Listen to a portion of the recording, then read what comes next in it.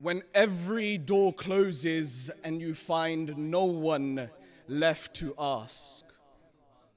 When no friend is near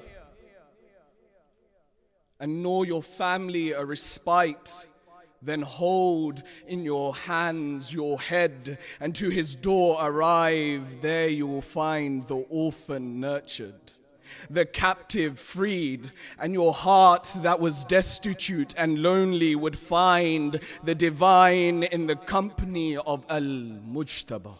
For he is the embodiment of prophetic flesh and divine secrets embedded in his chest. A reminder that prophethood is only protected by grace, by those that mirror it. So Hassan became the embodiment of Muhammad's face. So much so that his grandfather would say, "Oh Hassan, you are like me in my appearance and nature." But what of his nurture? What can be said of the nurture of Hassan?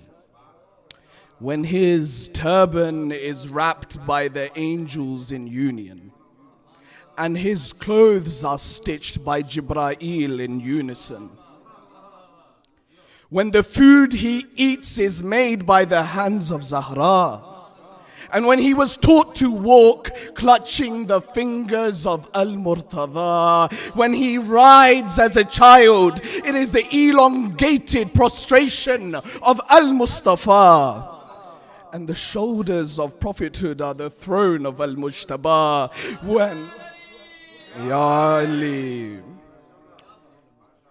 and when he is the role model of Sayyid al-Shuhada, and when his sisters are Kulthum and Zainab al-Hawra, and when his birth is the promise that sustained Al-Kawthar, the exposer of their plans and their plots he uncovers. When his name was not given by man, no, not by an imam, no, not by a prophet, but by Allah, he calls him Hassan. Such is the nurture that the divine himself planted, and it is the heart that contained the prayers of Fatima while she supplicates in the night prayer. It was him who would sit by the side of his mother, witnessing how the heavens bowed at her feet. And his words are the peaks of eloquence. A split sword of the Dhul-Fiqar. One point is the tongue from which he preached, the other the sword of his pen that bleeds, the preacher of Jamal that delivered the revolution of Wilaya, the sword in Siffin that struck fear into their hearts, the peace treaty tied that rendered the kingdom of Saqifa in parts. And was it not for Hassan that the Prophet exclaimed, "He is from me as I am from him. O God, love those that love him." So when anyone should dare defy the stance of Hassan, let no man, no woman claim they can uphold Muhammad's religion, even if they sit upon the camel, dancing the Quran upon spears, whilst he, Hassan, sits upon the back of prophethood. His words defined by the Quran endeared, but here he is, misunderstood by the minds of the men who know not of his eternal stand, whose blood pours through every battle and upon Karbala's sand. For if Qasim found honey upon the plains of martyrdom, it was the sweetness of nurture from the hive of Hassan.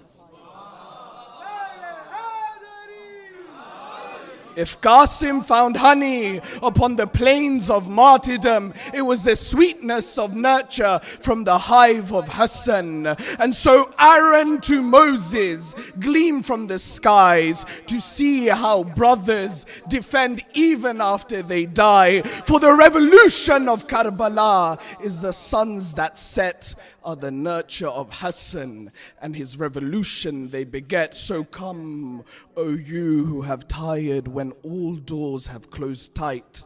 Come to the door of Hassan and gather blessings from the light. Be a guest at his banquet when in God's month the host is born, Al Hassan, the glorious king, who the heavens adorn.